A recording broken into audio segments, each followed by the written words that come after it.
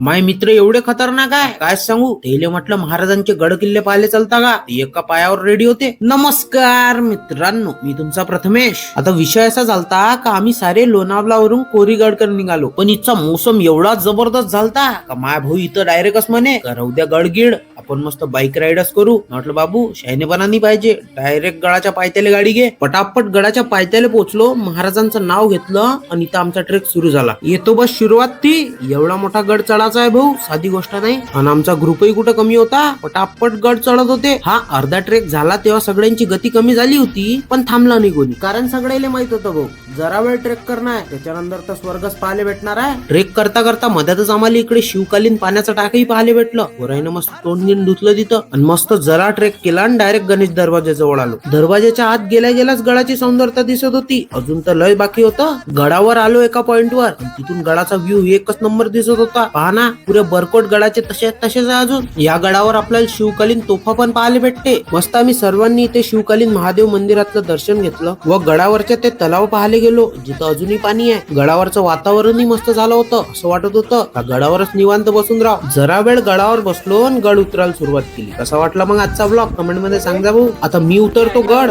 तुम्ही फॉलो नसून केलं हे बटन लवकर दाबून घ्या. भेटतो उद्या, तोपर्यंत जय महाराष्ट्र.